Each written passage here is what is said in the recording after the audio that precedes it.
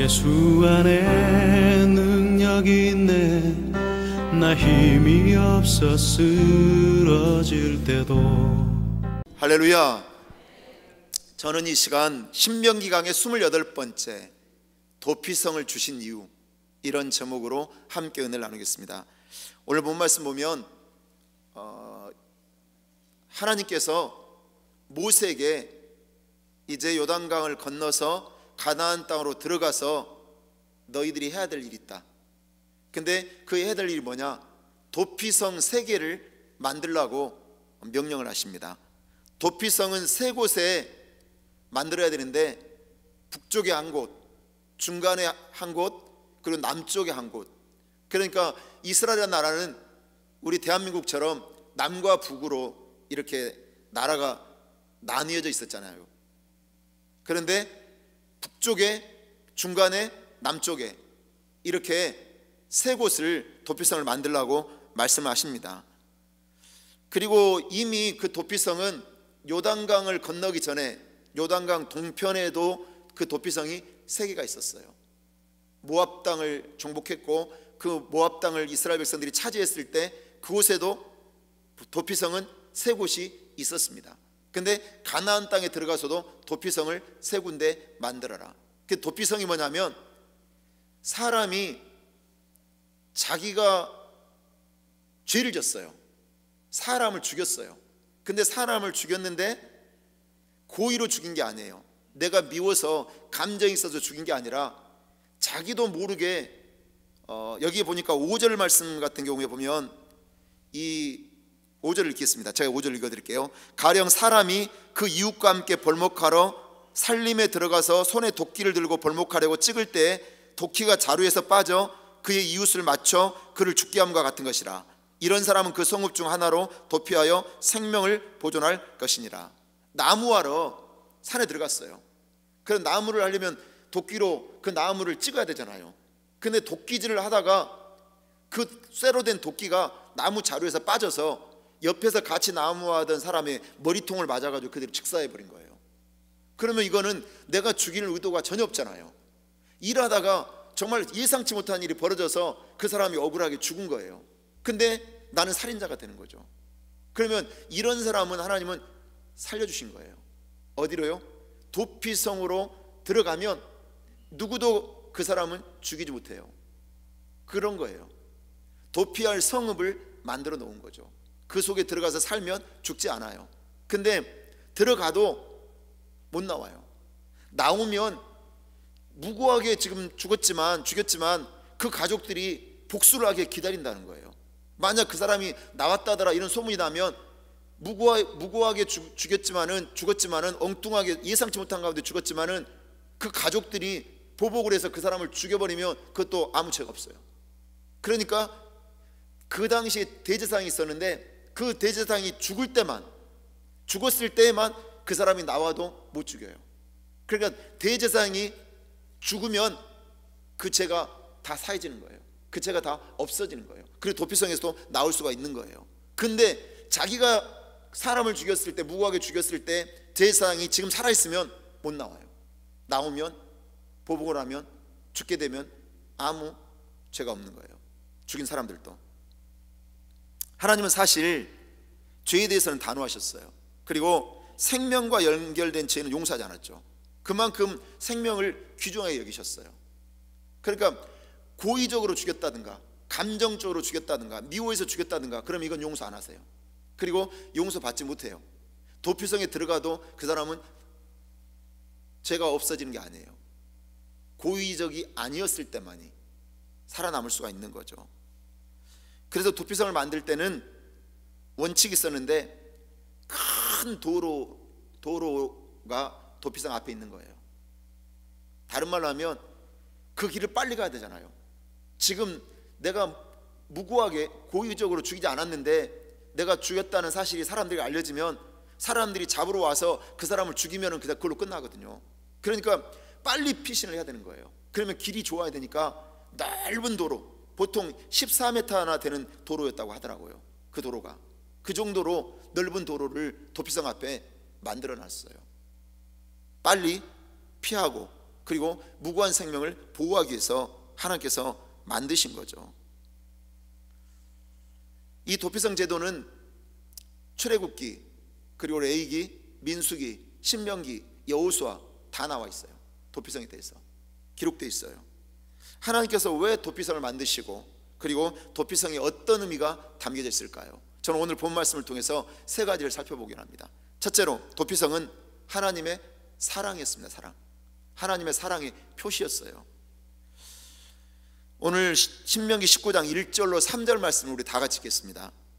내 하나님 여호와께서 이 여러 민족을 멸절하시고 내 하나님 여호와께서 그 땅을 내게 주심으로 내가 그것을 받고 그들의 성읍과 가옥에 거주할 때에 내 하나님 여호와께서 내게 기업으로 주신 땅 가운데에서 새 성읍을 너를 위하여 구별하고 내 하나님 여호와께서 내게 기업으로 주시는 땅 전체를 세 구역으로 나누어 길을 닫고 모든 살인자를 그 성읍으로 도피하게 하라. 실수로 살인한 사람들, 그 사람들의 생명을 보호하기 위해서 사실은 도피성을 만든 거예요. 그런데 세 개를 만들라고 지금 말씀해요. 그 당시의 법은 그 눈에는 눈, 이에는 이, 죽음에는 죽음, 이게 그 당시의 법이에요. 누가 나를 팔을 하나 부러뜨렸어요. 그러면 그 당시 법은 나의 팔을 부러뜨린 사람의 팔을 부러뜨리면 돼요. 내가 누가 나의 눈을 이렇게 다치게 해가지고 내가 눈이 하나 멀었어요. 그러면 그 사람의 눈을 하나 뽑아버리면 돼요. 그 당시 법이 그래요. 그 당시 법이 함무라비법이라고 하기도 하고, 그 당시에 율법에도 그렇게 죄를 지었을 때, 나를 다치게 했을 때 그런 법들이 있었습니다. 반드시 보복을 하는 거죠. 보복.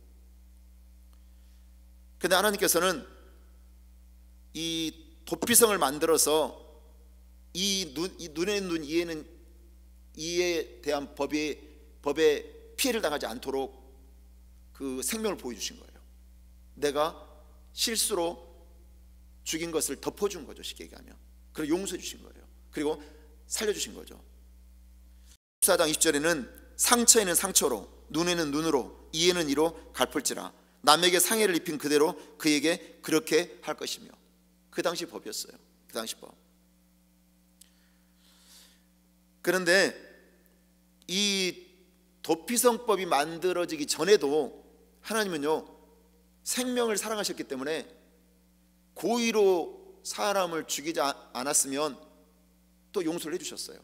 사는 방법을 만들어 주셨어요. 출애굽기 21장 13절 말씀 보면, 만일 사람이 고의적으로 한 것이 아니라 나 하나님이 사람을 그의 손에 넘긴 것이면 내가 그를 위하여 한 곳을 정하리니 그 사람이 그리로 도망할 것이며, 일부러 죽인 것이 아니면 사고로 실수로 사람이 죽게 되었다면 사는 방법이 하나 있었는데, 번제단의 뿔을 잡으면 살아요.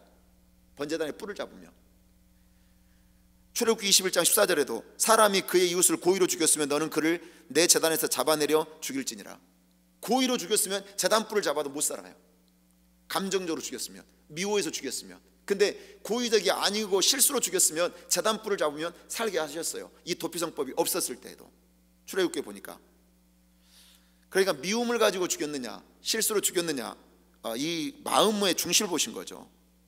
그래서 도피성은 요단 동쪽의 땅에 세 개, 남과 북 중간에, 그리고 이스라엘 가나안 땅에 남과 북 중간, 이렇게 해서 세 개, 사실은 6개를 만들었는데 그 거리가, 도피성의 거리가 32km 정도 됐대요. 32km 떨어져 있는 거리가.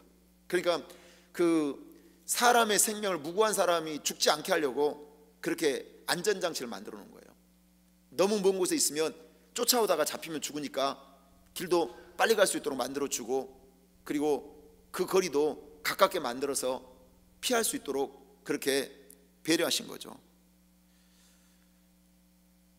도피성은 실수를 덮어준 곳이었어요. 시편 50편 15절은 이렇게 말씀합니다. 환난 날에 나를 부르라. 내가 너를 건지리니 내가 나를 영화롭게 하리라. 하나님이 저와 여러분의 도피성이에요. 예수님이 저와 여러분의 도피성입니다. 교회가 저와 여러분의 도피성이에요. 도피성은 실수로 죄를 지은 사람을 살려주시고 다시 기회를 주시기 위한 하나님의 사랑의 표시였어요. 사랑의 표시.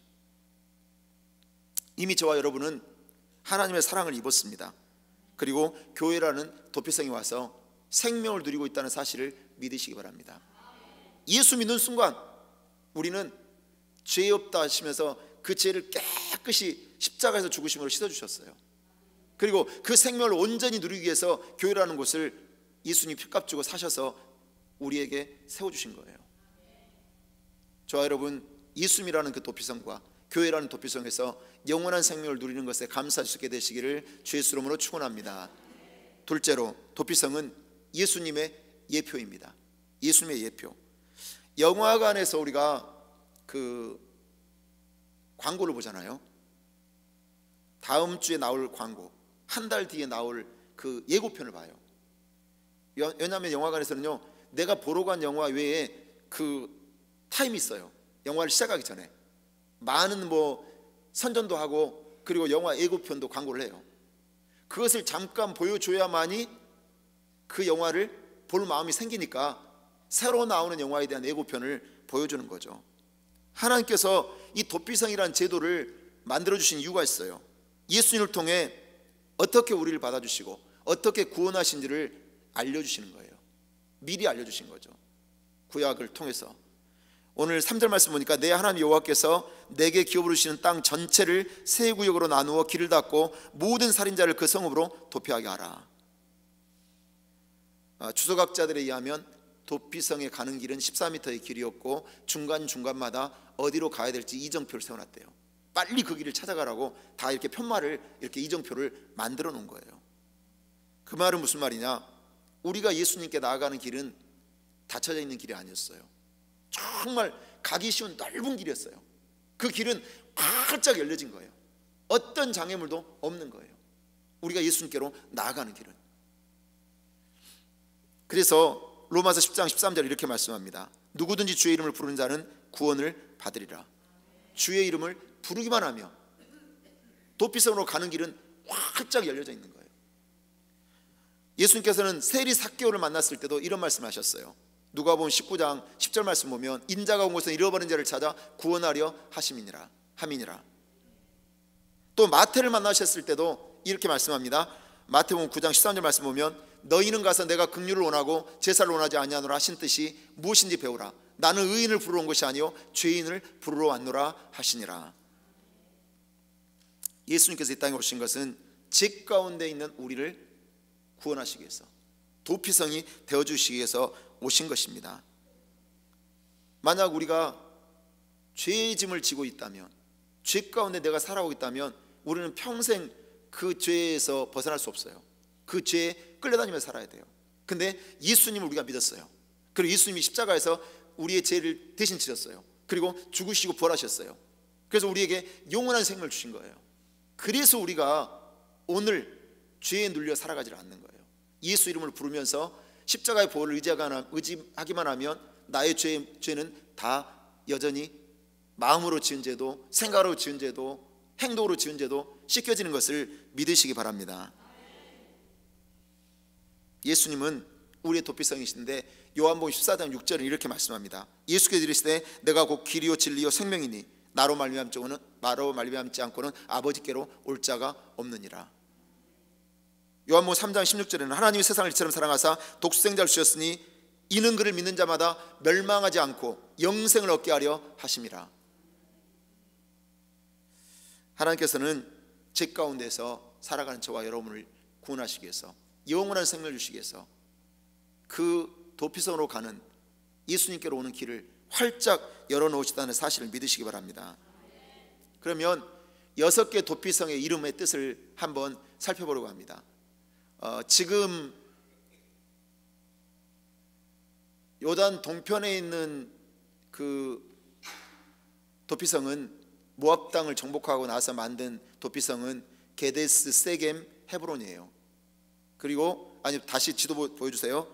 그리고 가나안 땅에 있었던 도피성은 골란, 길르앗, 라못, 그리고 베셀이었습니다. 베셀. 근데 게데스 게데스라는 그 도피성은 뜻이 뭐냐? 카도시, 거룩이라는 단어에서 파생한 건데, 우리가 죄인이었는데 도피성이 예수님께 피하기만 하면 누구든지 제사함받고 거룩해져서 하나님의 자녀가 된다는 뜻을 갖고 있어요. 이게 게데스라는 도피성의 뜻이에요. 헤브론이라는 도피성의 뜻은 연결, 교제라는 그런 단어의 뜻이에요. 근데 우리가 죄로 말미암아 하나님과 딱 단절돼 버렸어요. 딱 끊긴 거예요.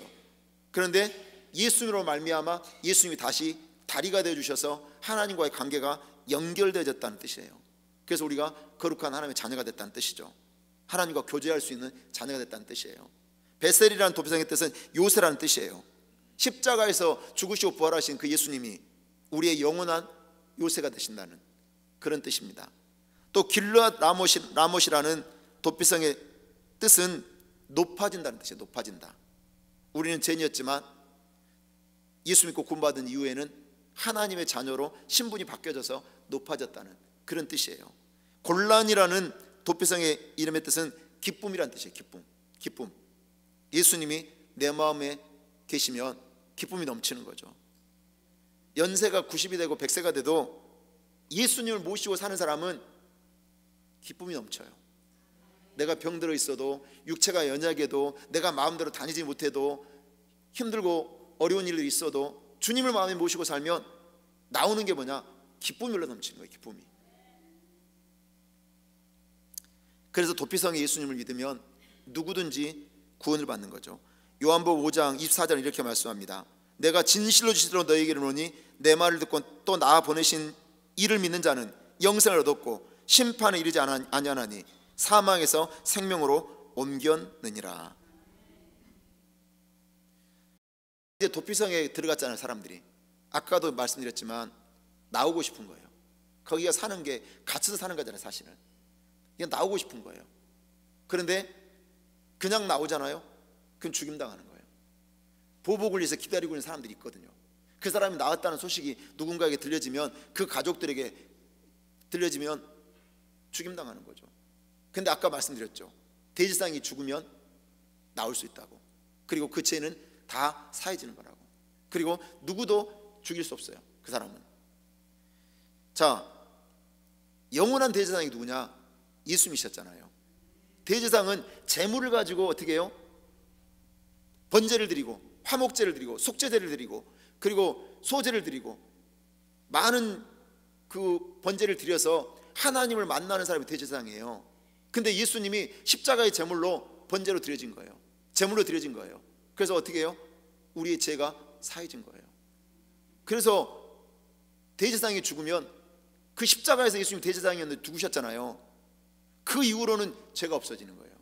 그러니까 도피성에 죄를 짓고 들어간 살인자도 대제사장이 죽으면 죄가 깨끗이 씻겨지는 거죠. 그 은혜를 저와 여러분이 다 받으셨다는 사실을 믿으시기를 주의 이름으로 축원합니다.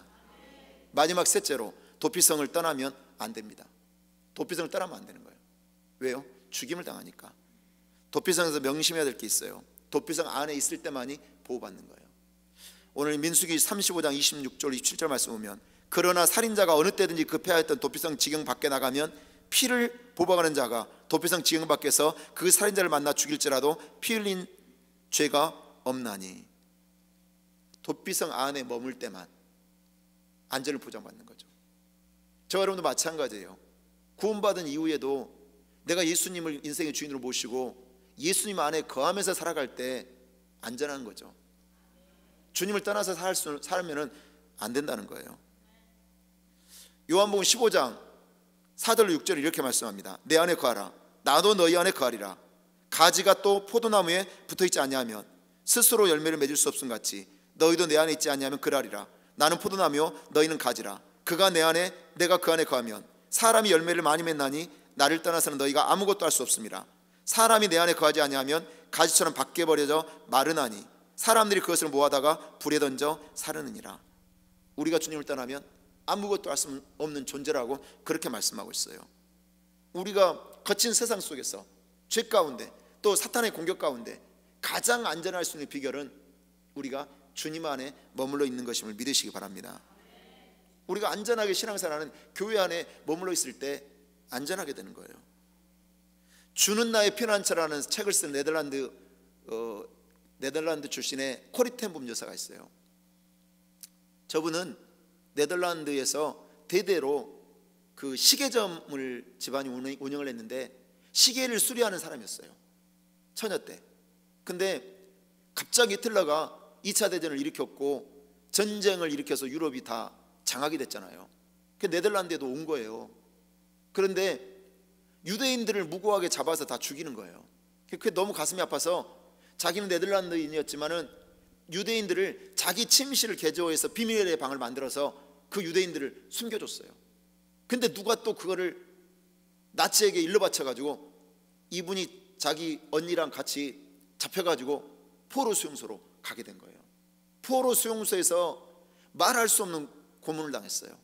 뻘겨 벗겨지기도 하고, 그리고 뭐 수치를 당하고, 말할 수 없는 엄청난 고통을 당하면서 견딘 거예요. 결국 살아남았어요. 근데 자기가 수치를 당하고 엄청난 고통을 당할 때마다 예수님을 바라봤대요.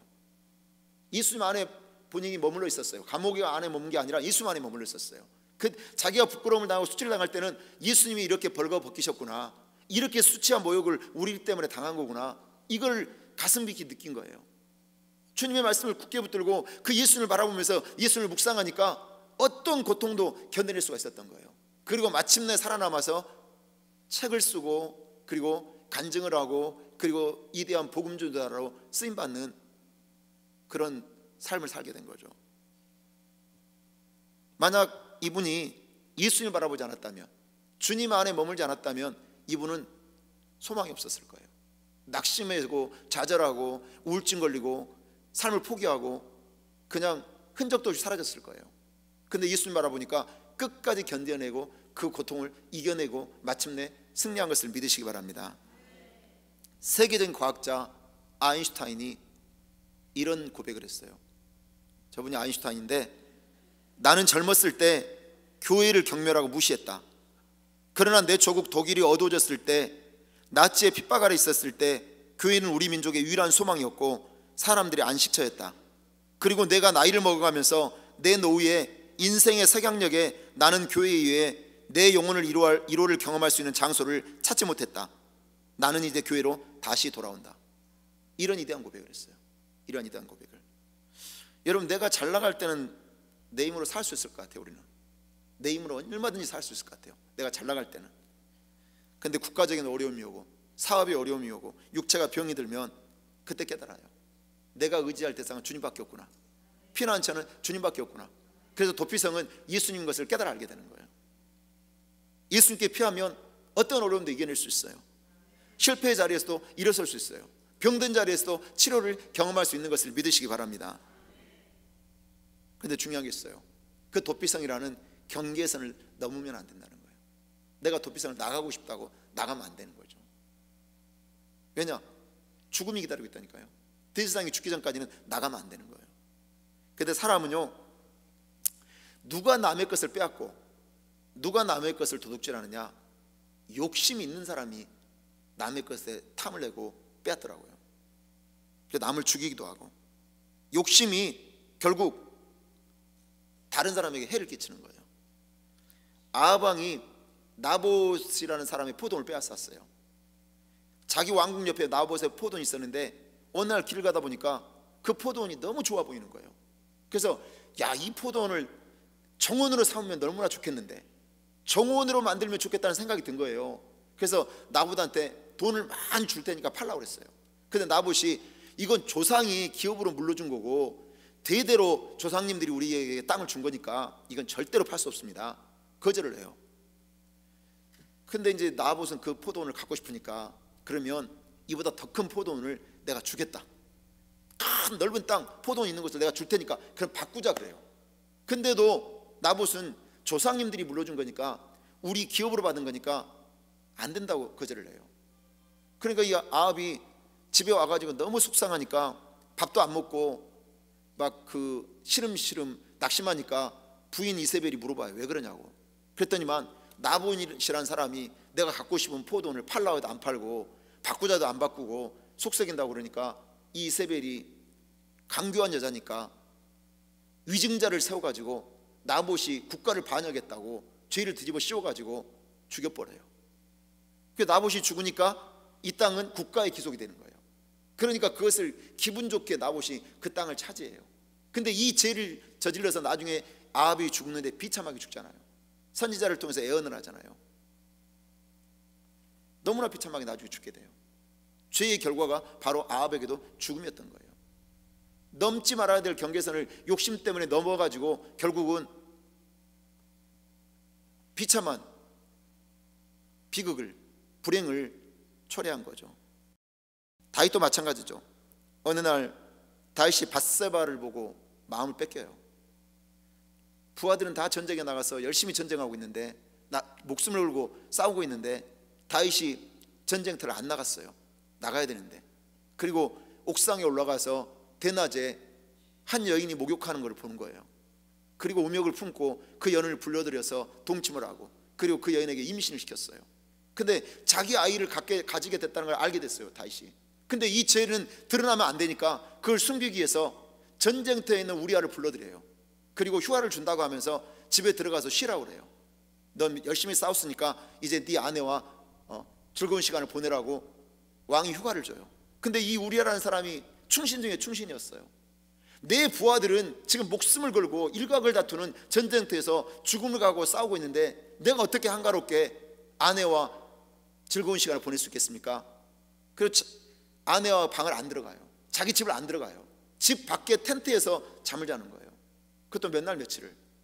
안 되겠다 싶어가지고 다윗이 그 우리아의 편에 편지를 보내요. 거기다가 전쟁 사령관한테 뭐라고 편지를 보냈냐면 우리아를 가장 치열한 전투에다가 제일 선봉장에 세우라는 거예요. 그리고 그를 죽게 하라고 한 거예요. 자기 죄를 감추기 위해서. 왜냐하면 밧세바는 배가 불러오고 그리고 우리아는 동침을 안 했잖아요. 그 자기 죄를 감추기 위해서 우리아를 죽게 만든 거예요. 그래서 전쟁터 전사를 해요, 우리아가. 그래서 밧세바가 과부가 되니까 떳떳하게 다윗이 그 밧세바를 후궁으로 들여서 왕국에서 같이 살아요. 그리고 아이를 낳죠. 근데 1년 전 후에 나단 선지자가 찾아올 때까지는 이 죄가 다 감춰졌어요. 아무도 몰랐어요. 근데 나단이 와가지고 책망을 해요. 하나밖에 없는 가난한 양을 빼앗아서 손님을 대접했다고. 99마리의 양을 가진 부자가 가난한 사람의 양을 빼앗아서 대접했다고. 그러니까 누구냐고, 내가 당장 그 사람을 잡아서 벌하겠다고 그랬을 때 나단 선지자가 그래, 바로 당신이라고. 그때 죄가 폭로돼요. 그때 다윗은 나의 눈물을 병에 담으소서 회개를 하고 돌이키죠. 이 다윗도 바로 욕심의 경계선을 넘어버려서 욕심 때문에 결국은 얼마나 비극이 일어나요. 자식들 간에 서로 죽이고 엄청난 가정적인 비극이 계속돼요. 압살롬이 반역을 일으켜서 셋째 아들이 자기는 왕국에서 쫓겨나고, 그리고 기드론 골짜기를 걸으면서 눈물을 흘리는 그런 안타까운 일들이 벌어집니다. 아무리 많이 가지고 있어도요, 욕심이 들어가면 만족을 못해요. 인간이 그래요. 그래서 인간에게 최대 경계할 대상은 뭐냐? 욕심이에요. 욕심에 부리는 결과는 그리고 결국 죽음이에요. 제가 신문에 나온 기사를 봤는데 한국에서 있었던 일이에요. 복권을 샀는데 242억에 당첨됐어요. 한국에서 두 번째로 많은 당첨금을 받은 거예요. 세금을 다 떼고 온전히 받은 돈이 182억이에요. 근데 이 사람이 5년 만에 다 날렸어. 아니 182억을 하루에 얼마를 써도 그냥 평생 쓰겠네. 그냥 어떻게 썼는지 182억이 5년 만에 다 날아간 거예요. 근데 그 돈만 잃은 게 아니라 이 사람이 또 사기를 쳤어요. 돈을 다 잃고 남한테 돈을 수십억 빌려가지고 남을 또 망하겠어. 그리고 자기가 감옥에 간 거예요. 아니 얼마나 비참해요. 182억을 5년 만에 다 날리고 남의 것을 사기를 치고 죄를 짓고 또 감옥까지 들어갔어요. 이유가 뭐냐? 이 사람이 182억을 당첨을 받고 돈을 받았는데요, 자기 이름으로 안 쓴 거예요. 자기 이름으로 부동산을 투자해야 되는데 남들이 알까봐 남의 이름을 가지고 투자를 했어요. 그리고 주식 전문가한테 좀 투자를 해서 안전하게 돈을 벌면 좋은데 자기 마음대로 막 돈을 한 거예요. 그러다가 결국은 순식간에 돈이 다 없어진 거예요. 그리고 나서 사기친 거예요. 욕심이에요, 욕심. 그래서 결국 실패한 인생이 되고 비참하게 감옥에 들어가 버린 거예요. 욕심이 순식간에 무너뜨린 거죠. 아담과 하도 마찬가지입니다. 하나님의 말씀을 몰라서 죄를 지은 게 아니에요. 아담과 하가 모든 것을 누릴 수 있었어요. 부족한 것 하나도 없었어요. 그런데 욕심이 들어왔어요. 어떤 욕심이요? 하나님처럼 되고 싶었어요. 눈이 맑아지면 하나님과 같이 된다고 그랬어요. 사단이, 뱀이. 그래서 그거에서 넘어가가지고 혹해가지고 죄를 짓게 된 거예요. 그래서 욕심이 내 안에 있잖아요. 그럼 말씀도 안 들려져요. 말씀이 진리로 딱 들어왔는데도 그 말씀을 막 밀어내요. 그리고 욕심에 빠지고 죄를 짓게 되는 거죠. 하나님께서는 경계선을 넘지 말라고 한 이유가 뭐냐? 연약한 우리를 보호하시려는 사랑의 표시라는 거예요. 경계선을 넘지 말아라. 욕심을 부리지 말아라. 우리에게 어려움이 오고 힘들 때가 올 때가 있어요. 그때도 우리가 영적인 눈을 뜨고 있다면 하나님의 계획이 있다는 것을 우리는 믿어요. 믿죠? 근데 영적인 눈은 하나님의 말씀을 통해서만 얻을 수 있어요. 진리의 말씀이 나를 지배하고 그 말씀 앞에 붙잡힌 받을 때만 욕심이라는 경계선을 우리가 안 넘지, 그 말씀이 나를 지배하지 못하면, 온전히 지배하지 못하면 나는 욕심을 부리게 되고 결국 실패라는 비참한 길을 걸어가게 된다는 거예요. 사랑하는 여러분, 기억하셔야 돼요. 다른 모든 것들이 끼어들지 못하도록 도피성 아닌 예수님께만 거하시기 바랍니다. 하나님 주신 말씀을 굳게 붙잡고 그 말씀으로 모든 죄를 이겨낼 수 있게 되시길 바랍니다. 경계선을 결코 넘지 마시되 인간적인 욕심을 부리지 않게 되시기를 주 예수 이름으로 간절히 축원합니다. 기도드리겠습니다. 하나님 아버지, 감사합니다. 우리를 사랑하시고 우리에게 관심을 가지고 계시기에 우리의 연약함을 아시고 도피성을 준비해 주셔서 우리의 모든 허물을 덮어주시고 다시 기회를 주시고 보호해 주신 것을 감사합니다. 도피성은 예수님을 보내주셔서 죄에서 구원해 주시고 피난처 삼아 주신 것을 감사합니다. 우리가 신앙생활하면서 욕심을 부림으로 경계선을 무너뜨리지 않게 도와주시고 욕심 때문에 죄 짓지 않도록 철저하게 예수만에 거하고 철저하게 말씀 붙들고 승리하는 우리 모두가 되게 하여 주시옵소서. 예수 이름으로 기도하고 간구하옵나이다. 아멘.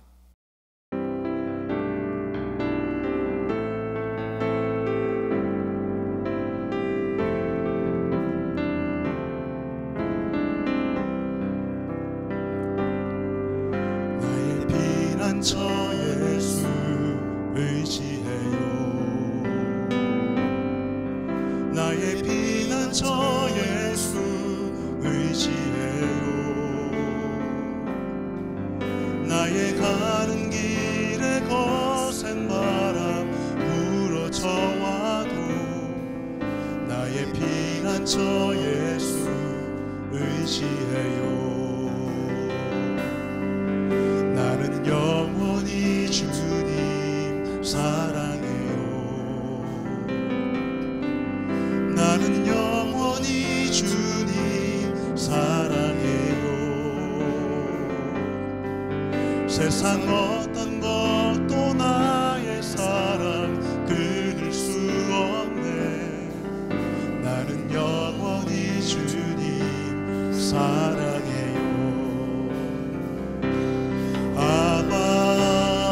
아버지 나를 사랑하시니 나의 모든 것 주께 드려요. 아버지 내가 여기 있으니 주님 영광 위하여 써주세요. 다시 한번 찬양합니다. 나의 피난처 예수 의지해요. 나의 피난처 예수 의지해요. 나의 가는 길에 거센 바람 몰아쳐와도 나의 피난처 예수 의지해요.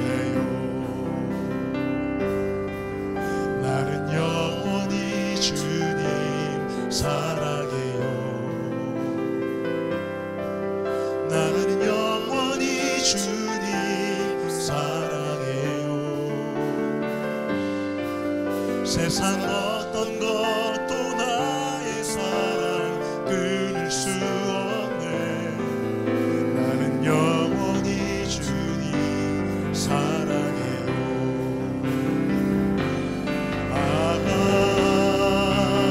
아버지 나를 사랑